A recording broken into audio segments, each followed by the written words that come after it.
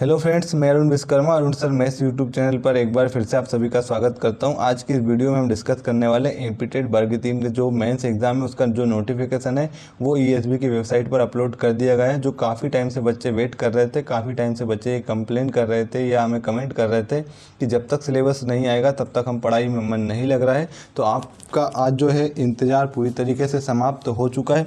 ESB की website पर आपको इसका जो नोटिफिकेशन है वो देखने को मिल जाएगा। अब बात कर लेते हैं इसका जो ऑनलाइन आवेदन भरने की जो प्रारंभ तिथि है वो 18 जुलाई से यहाँ पर आपको देखने को मिल जाएगी। 18 जुलाई से फॉर्म फिल होना स्टार्ट हो जाएगा और ऑनलाइन आवेदन पत्र भरने की जो अंतिम तिथि है वो आप देखेंगे कि 1 अगस्त तक यहाँ पर निर्धारित की गई है। आवेदन पत्र में अगर संशोधन करने की बात करें तो ये 18/7 जैसे ही आपका एग्ज़ाम फॉर्म फिल होना स्टार्ट होगा, संशोधन भी आपका साथ साथ स्टार्ट रहेगा। और आवेदन पत्र में संशोधन करने की जो अंतिम तिथि है वो कितनी रहेगी, 6/8/2025। इसका मतलब आप कह सकते हैं कि ये पूरा जो महीना जुलाई का यहाँ पर आप आवेदन कर सकते हैं। अब हम बात कर लेते हैं इसका जो एग्ज़ाम कब निर्धारित किया गया है। तो यहाँ पर जो इसका एग्ज़ाम है वो 31 अगस्त 2025 दिन रविवार से प्रारंभ है। इसका मतलब हम कह सकते हैं कि आपके पास अभी 20 दिन हमारे पास कह सकते हैं जुलाई के बचे हैं और इसके बाद हमारे पास 31 दिन अगस्त के बचे हैं। तो ऑलमोस्ट हम कह सकते हैं हमारे पास ओनली 50 डेज बचे हैं जिसमें हमारा एग्ज़ाम आपको देखने को मिल सकता है। तो जो स्टूडेंट से मैंने आपको पहले भी बोला था, अगर आप नोटिफिकेशन का वेट करेंगे तो आपको इतने कम टाइम में एग्ज़ाम का शेड्यूल जारी करके आपके एग्ज़ाम कंडक्ट करा लिए जाएंगे कि आपको तैयारी करने का मौका नहीं मिलेगा। लेकिन काफ़ी टाइम से बच्चे तैयारी नहीं कर रहे थे, सिर्फ नोटिफिकेशन का वेट कर रहे थे। तो आप यहाँ पर आप देख भी पा रहे हैं कि अब आपके पास तैयारी करने के लिए मात्र 50 डेज का समय रह गया। अब इस 50 डेज के समय में वो भी नए सिलेबस के साथ, यहाँ पर अगर आप देखेंगे तो जो न्यू सिलेबस ऐड हुआ है मैं आपको आगे बताऊँगा इसके क्या क्या नया सिलेबस ऐड हुआ है और किस स्टैंडर्ड का यहाँ पर सिलेबस आपको ऐड किया गया है ना। तो यहाँ पर आपने देखा कि एग्ज़ाम फॉर्म कब से फिल हो रहे हैं और कब तक इसकी लास्ट डेट है। अब हम इसकी वैकेंसी की बात कर लेते तो सिर्फ स्कूल शिक्षा विभाग के अंदर 10,150 वैकेंसी है और अगर इसमें ट्राइबल विभाग की बात करें तो लगभग 13,000 के समथिंग यहाँ पर आपको 13,100 कुछ समथिंग यहाँ पर आपको वैकेंसी देखने को मिल सकती है। तो कुल मिला के ये एक अच्छा नंबर है वैकेंसी के टर्म में। तो जो भी स्टूडेंट जिनके प्री क्वालिफाई है या फिर वो 2020 का क्वालिफाई हो या फिर अगर 2024 का, दोनों में से कोई भी आपका प्री क्वालिफाई है तो आप इस एग्ज़ाम के लिए एलिजिबल हैं। जो आप काफ़ी टाइम से वेट भी कर रहे थे, तो यहाँ पर टोटल हम कह सकते हैं 13,000 प्लस वैकेंसी आपको देखने को यहाँ पर मिलने वाली है। अब हम बात करेंगे इसका जो सिलेबस है उसमें क्या बदलाव किया गया है। तो अगर आप प्री के सिलेबस को देखेंगे तो प्री के सिलेबस में हमारे पास 2 लैंग्वेज थी और इसके बाद हमारे पास हिंदी थी और कोई स्टूडेंट ऐसा भी था जिसके पास लैंग्वेज इंग्लिश थी और कोई स्टूडेंट ऐसा भी था जिसके पास ऑप्शन में कह सकते हैं जो लैंग्वेज थी वो संस्कृत थी। लेकिन यहाँ पर आप संस्कृत को पूरी तरीके से हटा दिया गया है। अब आपके पास जो प्री की लैंग्वेज संस्कृत आपने सेलेक्ट की थी वो यहाँ पर ऑप्शन नहीं है। अब आप देखेंगे तो परीक्षा योजना एवं पाठ्यक्रम में यहाँ पर आपको 5 सब्जेक्ट ऐड कर दिए गए और जो आपके पास सीडीपी था ये भी आपको यहाँ देखने को अब नहीं मिलेगा। इसका मतलब पहली भाषा आपके पास हिंदी है, दूसरी आपके पास लैंग्वेज इंग्लिश है, तीसरा आपके पास मैथमेटिक्स, चौथा आपके पास साइंस है। और याद रखना ये जो सिलेबस में ऐड कर दिया गया है पूरे एग्ज़ाम का आप जो पूरा खेल करने वाला ये सब्जेक्ट ही करने वाला है साइंस। और अगला हम बात करें सोशल साइंस, तो यहाँ पर ये 5 सब्जेक्ट के साथ आपका जो एग्ज़ाम होना है यहाँ पर आपके टोटल जो मार्क्स होंगे वो 100 मार्क्स के क्वेश्चन होगा और कह सकते हैं 100 मार्क्स का पेपर होगा। दूसरी चीज़ अगर हम बात करें तो यहाँ पर आपको बहुत अच्छी चीज़ यहाँ पर पहली बार ईएसबी के द्वारा निर्धारित की गई है कि आपको 100 मार्क्स के पेपर में सब्जेक्ट वाइज मार्क्स भी यहाँ पर आपको पहले से ही डिक्लेयर कर दिए गए हैं। यहाँ तो हिंदी भाषा की अगर हम बात करें तो 15 मार्क्स के क्वेश्चन हिंदी से पूछे जाएंगे। अंग्रेजी जो कि सेकेंड लैंग्वेज है, याद रखना जिसकी सेकेंड लैंग्वेज प्री में संस्कृत थी अब उनको भी अंग्रेजी या इंग्लिश की तैयारी करनी है, जो कि यहाँ पर 15 मार्क्स के कुल क्वेश्चन होंगे, 15 मार्क्स के ही क्वेश्चन होंगे। अगर गणित की बात करें मैथमेटिक्स की तो यहाँ पर 20 नंबर का मैथ्स आपसे पूछा जाएगा जो कि 20 क्वेश्चन होंगे 20 मार्क्स के। साइंस की बात करें तो सबसे ज़्यादा वेटेज अगर बात करें तो यहाँ पर साइंस का दिया गया और साइंस का अगर आपने सिलेबस आपको आगे बताने वाला हूँ, इसका अगर आप सिलेबस देखेंगे तो बहुत हाई स्टैंडर्ड का सिलेबस यहाँ पर आपको दिया गया है जिसमें आपसे केमिस्ट्री, फिजिक्स, बायोलॉजी तीनों पार्ट साइंस के अंदर पूछे गए हैं। और सबसे ज़्यादा मार्क्स का अगर हम बात करें तो यहाँ पर आपसे साइंस से पूछा गया है। और अगर सीएसएसटी की या सोशल साइंस की बात करें तो यहाँ पर 20 मार्क्स का आपसे सोशल साइंस से पूछा जाएगा। तो ओवरऑल ये बहुत अच्छा सिलेबस है यहाँ पर। अब ये एक बार सिलेबस डिसाइड हो गया तो आगे जितने भी बच्चे तैयारी करेंगे तो यहाँ पर आप इसी सिलेबस के साथ आपको आगे तैयारी करनी है।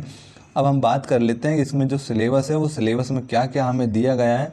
तो हम सबसे पहले बात करेंगे किसकी, सिलेबस में, और सिलेबस में भी हम बात करेंगे मैथ्स की। मैथ्स का अगर सिलेबस की बात करें तो 1 से लेकर 6 यूनिट तक आपको देखने को मिलेगा Hindi and English. Hindi and English आपको 1 से लेकर 6 यूनिट तक देखने को मिलेगा। और 7वीं यूनिट जो आपकी दी गई है वो आपको दी गई है मैथ्स की, जिसमें 7वीं यूनिट में आपको पढ़ना है नंबर सिस्टम। अगर नंबर सिस्टम की बात करें तो इसमें आपको थोड़ा सा हम ओवरव्यू ले लेते हैं कि इसमें आपको क्या क्या पढ़ना होगा। तो अगर आप देखेंगे तो यहाँ पर नंबर्स के आपको पैटर्न के बारे में पढ़ना है, मूलभूत संक्रियाएं जैसे प्लस माइनस इंटू डिवाइड पर जो क्वेश्चन होते हैं वो आपको देखना है, समय, माप, मुद्रा और इस पर आंकिक प्रश्न। इसके बाद आपसे स्थायी मान पूछा जाएगा, हिंदू अरबी अंक की पद्धति ये आपने पढ़ी होगी, इसके बारे में आपको यहाँ पर देखने को मिलेगा। अंतर्राष्ट्रीय संख्यांकन पद्धति एसआई पद्धति के बारे में यहाँ पूछा जाएगा, संख्याओं की तुलना, व्यवहारिक प्रयोग में बड़ी संख्याएं, रोमन संख्याएं, पूर्ण संख्याएं, संख्या रेखा क्या होती है, पूर्ण संख्याओं के गुण क्या होते हैं, पूर्ण संख्याओं में प्रतिरूप क्या होते हैं, गुणनखंड और गुणज। कुल मिला के नंबर सिस्टम में बहुत अच्छा पार्ट यहाँ पर कवर किया गया है। और इसी नंबर सिस्टम के अंदर अगर आप देखेंगे तो यहाँ से आपके परिमेय संख्याओं के कॉन्सेप्ट के बारे में भी आपसे बात की है। इसी के बाद अनुपात और समानुपात, अनुपात और समानुपात और सीधा और प्रतिलोम अनुपात भी इसके अंदर पूछा गया है। और बीजगणित जो कि इसी यूनिट के अंदर देखो ऐड कर दिया गया है। और बीजगणित के अंदर अगर आप देखेंगे तो आपको बीजीय व्यंजक देखने को मिल जाएंगे, बीजीय व्यंजकों के गुणनफल आपको देखने को मिल जाएंगे। और यहाँ पर आपको देखने को मिल जाएगा बहुपद, जिसमें आपको पढ़ना है एक चर वाले बहुपद, बहुपद के शून्यक क्या होते हैं, योगफल प्रमेय क्या होती है, ये सब अगर आप देखेंगे तो ये इसका जो लेवल है वो 10th क्लास का लेवल है, 10th स्टैंडर्ड तक का लेवल यहाँ से मैथ्स के अंदर पूछा जाने वाला है। बहुपदों का गुणनखंड, बीजीय सर्वसमीकाएं, बहुपदों के शून्यकों का ज्यामिति ज्योमेट्रिकल मीनिंग क्या होती है, किसी बहुपद के शून्यांकों और गुणांकों में संबंध जो कि 10th क्लास का ही एक टॉपिक है, बहुपदों के लिए विभाजन एल्गोरिथम। इसके अलावा रैखिक समीकरण भी इसी नंबर सिस्टम में कवर किया गया। एक चर वाले रैखिक समीकरण के हल, दो चर वाले रैखिक समीकरण का आलेख, एक्स अक्ष और वाई अक्ष के समांतर रेखाओं के समीकरण भी यहाँ से आपसे पूछे गए हैं।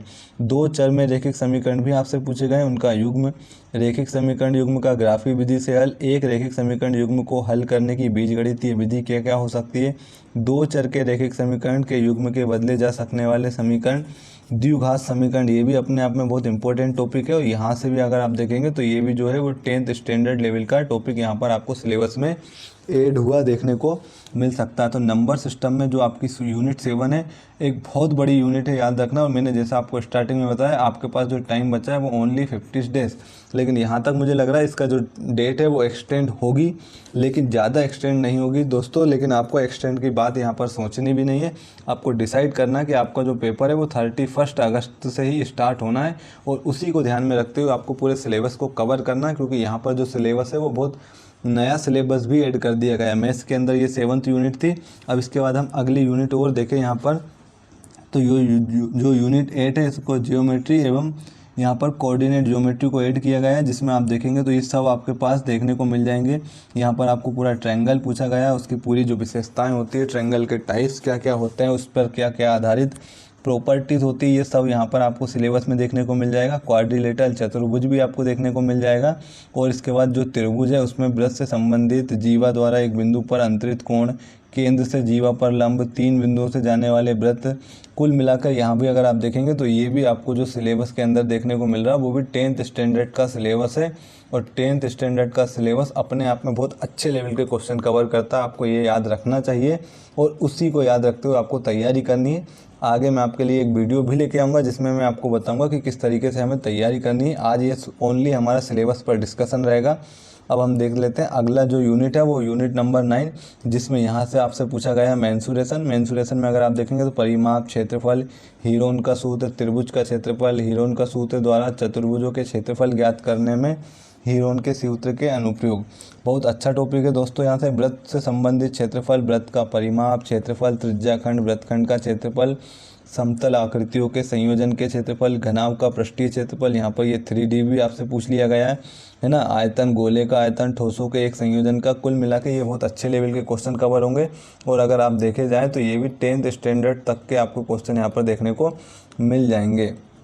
अगर हम बात करें इसके आगे जो यूनिट है, यूनिट नंबर 10 क्या है, तो यूनिट नंबर 10 आप देखेंगे तो यहाँ पर आपको स्टैटिक्स और दूसरी चीज़ यहाँ पर आपको प्रोबेबिलिटी देखने को मिल जाएगी, जो कि बहुत अच्छी खासी यहाँ पर आपको सिलेबस में दी गई है। आंकड़ों का संग्रह, आंकड़ों का प्रबंधन, आंकड़ों का प्रस्तुतिकरण, आंकड़ों का आलेखी निरूपण, केंद्रीय प्रवृत्ति के माप, वर्गीकृत आंकड़ों का माध्य, वर्गीकृत आंकड़ों का बहुलक, वर्गीकृत आंकड़ों का माध्यक, माध्य, माध्यक, बहुलक, ये सब 10th क्लास का टॉपिक है दोस्तों।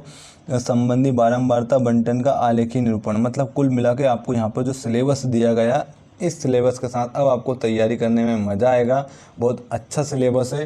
तो जो भी स्टूडेंट की मैथ्स वीक है, आप उनको ये वीडियो ज़रूर शेयर कीजिए, क्योंकि इस वीडियो के बाद आपको देखने को मिलेगा कि हम एक स्ट्रेटजी लेके आएंगे जिसमें 50 दिन के अंदर आप मैथ्स को कंप्लीट कैसे तैयार कर सकते हैं। और दूसरी चीज़, यहाँ पर आपको कंप्लीट प्रिपरेशन करा जाएगी मैथ्स की एंड साइंस की, है ना। तो आज हमारा ओनली टॉपिक पर डिस्कशन रहेगा, सिलेबस पर डिस्कशन रहेगा, जिसमें हम ये देखेंगे कि सिलेबस में आपके क्या क्या दिया गया है, खासकर मैथ्स एंड साइंस। और यहाँ पर अगर आप देखेंगे तो आपको प्रोबेबिलिटी भी देखने को मिल जाएगी, स्टैटिस्टिक्स, प्रोबेबिलिटी, और अगला जो है यूनिट, इसी में आपको त्रिकोणोमेट्री और त्रिकोणमिति जिसे हम कहते हैं, ये भी ऐड कर दी गई है। और त्रिकोणमिति का अच्छा खासा लेवल होता है दोस्तों। अगर आपके कॉन्सेप्ट क्लियर नहीं है तो आप ये मैथ्स को नहीं बना पाएंगे। और अगर कॉन्सेप्ट क्लियर करना है तो आप हमारे चैनल के साथ ज़रूर जुड़िए। यकीन मानिए दोस्तों, आपको उस लेवल का कंटेंट यहाँ पर प्रोवाइड कराया जाएगा जिसकी आप उम्मीद भी नहीं कर सकते। और अगर आपकी मैथ्स बिल्कुल भी सही नहीं है, बिल्कुल अगर आपका बेसिक स्ट्रॉन्ग नहीं है, तो यहाँ से सबसे पहले आपको बेसिक क्लियर किया जाएगा और बहुत अच्छे लेवल तक आपकी मैथ्स को लेकर यहाँ से हम जाने वाले हैं। तो जो चैनल पर नए हो वो हमारे साथ ज़रूर जुड़ सकते हैं। अगला अगर हम देखें तो हमारे पास जो अगला यूनिट है, यूनिट नंबर जो 11 है, वो अगर देखें तो यहाँ से यूनिट नंबर 11 से हमारे पास साइंस ऐड कर दिया गया। और यूनिट 11 में ये जो साइंस है वो बायोलॉजी से ली गई। ये कौन सा पोर्शन है, तो यहाँ अगर हम देखेंगे तो ये जो पोर्शन है वो बायोलॉजी का है। आप पूरे सिलेबस को पढ़ सकते हैं पूरी तरीके से। इसके बाद हम बात करें तो जो अगला है यूनिट नंबर 12, यूनिट नंबर 12 भी जो है वो भी क्या है, बायोलॉजी का पार्ट है। यहाँ पर देखने को आपको मिल जाएगा। तो बायोलॉजी हम उतना कवर नहीं कराएंगे, क्योंकि मैंने आपको बोला है ना, बायोलॉजी में हम साइंस में हम क्या देखेंगे, केमिस्ट्री एंड फिजिक्स। ये यूनिट 12 हो गई। इसके बाद अगर हम यूनिट 13 पर चलें तो यूनिट 13 को अगर हम देखें तो, है ना, ये यूनिट 13 जो है वो केमिस्ट्री की है। तो ये पोर्शन आपको पूरा कंप्लीट कराया जाएगा। तो जिसकी केमिस्ट्री वीक है ना, ये यूनिट 14 भी अगर आप देखेंगे तो ये भी साइंस के अंदर केमिस्ट्री से ली गई है। और यूनिट 15 जो है वो आपके पास फिजिक्स से आपको देखने को मिल जाएगी यहाँ पर। और अगर हम इसके सिलेबस को उठा के देखें तो परमाणु संरचना, जो कि अगर हम देखें तो ये क्लास 11th का टॉपिक है दोस्तों, क्लास 11th का, है ना। Structure of atom, structure of atom जो कि चैप्टर नंबर 2 है, ये पूरा उसी से लिया गया, जिसमें हमने स्ट्रक्चर देखे थे एटम्स के, पदार्थों में आवेशित कण, थॉमसन का जो परमाणु मॉडल है, रदरफोर्ड का परमाणु मॉडल, बोर का परमाणु मॉडल, विभिन्न कक्षाओं में हाइड्रोजन परमाणु के लिए बोर परमाणु मॉडल, बोर परमाणु मॉडल के विकास की पृष्ठभूमि, परमाणविक स्पेक्ट्रा, परमाणु का क्वांटम यांत्रिकी मॉडल। तो ये जो पूरा चैप्टर है अगर हम देखें तो ये इसका ये जो पोर्शन आपको दिया सिलेबस के अंदर, ये क्लास 11th की जो केमिस्ट्री है उसका चैप्टर नंबर 2 है। अगर आप जाके देखें तो एक बार यहाँ से आपको और अच्छे से क्लियर हो जाएगा, उसको आप डिटेल में जाकर पढ़ सकते हैं। तो आपको ये जो सिलेबस का पार्ट दिख रहा है वो क्लास 11th की केमिस्ट्री का चैप्टर 2 आपको देखने को मिल जाएगा। अगर हम बात करें तो यूनिट 14 अगर हम देखें तो ये भी केमिस्ट्री की है। हाइड्रोकार्बन वर्गीकरण एवं एल्केन, एल्कीन, एल्काइन, नाम पद्धति एवं समावयवता, कार्बनिक यौगिकों के भौतिक एवं रासायनिक गुणधर्म, एथेनॉल, एथेनोइक अम्ल के गुणधर्म, एरोमेटिक हाइड्रोकार्बन, बेंजीन, नाम पद्धति तथा समावयवता, भौतिक एवं रासायनिक गुण, केसरजन्य गुण तथा विषाक्तता, साबुन तथा अपमार्जक। तो याद रखना दोस्तों, ये भी इसमें आप देखेंगे तो यहाँ से आपको क्लास 11th और आपको क्लास 12th का भी यहाँ पर सिलेबस देखने को मिल रहा है ना। हालांकि जो लेवल है वो उस लेवल तक का नहीं पूछेगा, लेकिन ये जो पोर्शन है ये क्लास 10th में भी आपको देखने का मिलेगा, आपको 11th में भी देखने को मिलेगा और 12th में भी देखने को मिलेगा। और यहाँ डिटेल में इसकी तैयारी कराई जाएगी। आप एक बार चैनल के साथ ज़रूर जुड़िए और आप एक बार देखेंगे तो आपको ये चीज़ विश्वास आपको खुद हो जाएगा। अगर बात करें यूनिट 15 की, तो यूनिट 15 जो है वो कि फिजिक्स का है। बल यांत्रिकी एवं उष्मा मात्रक पद्धति, मूल एवं व्युत्पन्न मात्रक, दूरी, विस्थापन, चाल, वेग, त्वरण, एक समान त्वरित गति, ये जो है वो क्लास 11th का है। क्लास 11th की फिजिक्स का यहाँ पर टॉपिक है, जिसमें पहले ही चैप्टर आप देखेंगे मात्रक एवं मापन, मात्रक एवं मापन। तो इसके अंदर आप बहुत सारी चीज़ें देखेंगे जो आपको यहाँ पर देखने को मिल रही है।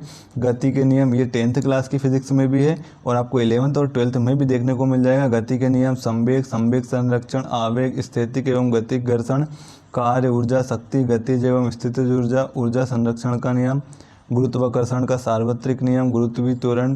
तो कुल मिला के ये जो फिज़िक्स है बहुत अच्छे लेवल की फ़िज़िक्स यहाँ पर आपके सिलेबस में ऐड कर दी गई है। चाहे फिज़िक्स बात करें, चाहे आपसे बात करें केमिस्ट्री की, और चाहे आपसे बात करें बायोलॉजी की। और याद रखना ये जो साइंस का पोर्शन है आपके सिलेबस में 30 मार्क्स का है और ये पूरा सिलेबस आपके लिए नया है जो कि साइंस है। और साइंस अभी तक हो सकता है आपने नहीं पढ़ी हो, क्योंकि आपने प्री में लगभग जो पढ़ा है वो EVS पढ़ा है यहाँ पर, और EVS जो है कि बहुत बेसिक लेवल का था, है ना। साइंस उतना अच्छा कवर यहाँ पर किया गया है कि अगर जिसकी साइंस अच्छी नहीं है तो वो एग्ज़ाम नहीं निकाल पाएगा। तो कुल मिला के अब आपके पास अगर हम बात करें तो ये जो देखें यूनिट 16 भी जो है वो भी यहाँ पर फिजिक्स से ली गई है। विद्युत चुंबकत्व, प्रकाश एवं ध्वनि, और ये सीधा सीधा क्लास 12th का टॉपिक है भाई, क्लास 12th का। और क्लास 11th में भी आपको ये देखने को मिल जाएगा।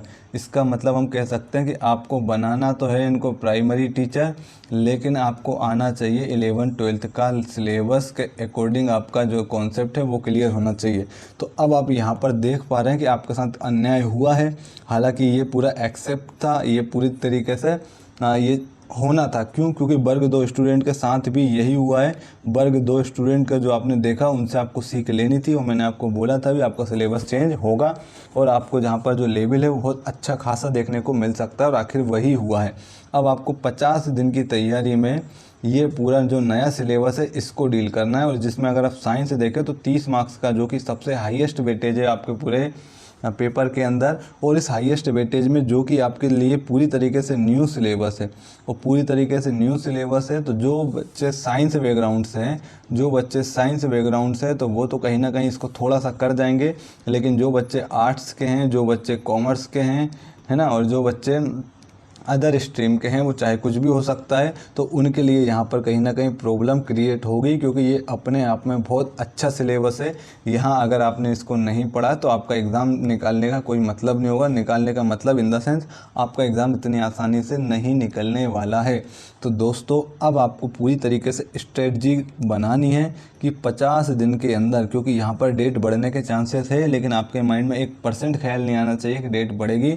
आपका सिर्फ टारगेट जो होना चाहिए कि आपके आज अगर हम देखें तो हमारे पास जो है 11 जुलाई है आज की डेट, और अगर 11 जुलाई से हम बात करें तो 20 दिन हम ओवरऑल मान के सकते हैं। इस दिन मैं एक नेक्स्ट पेज ले लेता हूँ। यहाँ पर अगर हम देखें तो हम कह सकते हैं कि आपके पास 20 डेज जो बचे हैं वो बचे हैं किसके, जुलाई के, इस मंथ के, और इसके अलावा 31 अगस्त से आपके पेपर हैं। तो हम कह सकते हैं पूरा महीना आपके पास वो है अगस्त में। तो ओवरऑल आप कह सकते हैं आपके पास 50 दिन बचे हैं, और 50 दिन में इस नए सिलेबस को डील करना इतनी छोटी और इतनी आसान बात नहीं है।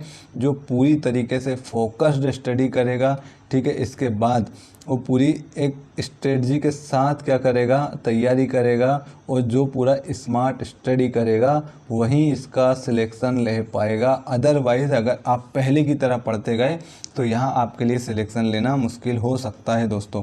ठीक, तो आज की इस वीडियो को हम यहीं समाप्त करते हैं। अगली वीडियो में हम डिस्कस करने वाले हैं कि अब इस सिलेबस को हम कैसे डील करें, किस तरीके से स्ट्रेटजी फॉलो करें, ताकि हम इस सिलेबस को 50 दिन के अंदर पूरी तरीके से कंप्लीट भी कर पाएँ, और कंप्लीट के साथ साथ हम इसका रिवीजन भी कर पाएँ।